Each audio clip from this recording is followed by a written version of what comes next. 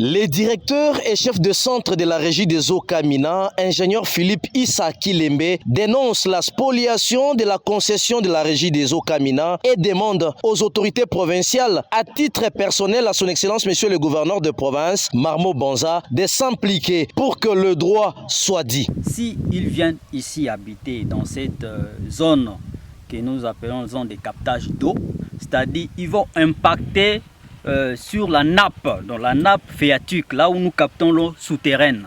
C'est-à-dire les constructions qui seront faites ici ne permettront pas, allais-je dire, le rechargement de cette nappe. Ça, c'est le premier point.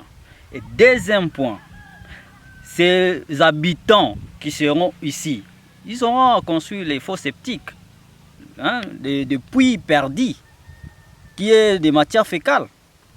Et vous savez, la fièvre typhoïde ou bien le choléra, c'est les conséquences des contacts avec des matières fécales avec l'eau. Et quand ils vont construire des fosses septiques ici, ça va être en communication avec la nappe phréatique. Et ça va impacter la qualité de l'eau. Et les gens tomberont tout le temps malades. C'est ça la deuxième conséquence, santé publique. Et c'est compliqué. Et vous voyez, ça c'est sur le plan technique, mais il y a aussi l'énergie sur le plan électrique. Ils auront besoin du courant, non? Cette ligne que vous voyez ici, c'est l'unique qu'on a prévue pour la régie des eaux. Mais ils vont prendre du courant, ils vont s'alimenter ici, ils vont chercher à être accordés sur notre ligne électrique. Et par conséquent, la capacité que nous aurons besoin d'ici ne sera pas suffisante pour alimenter nos machines.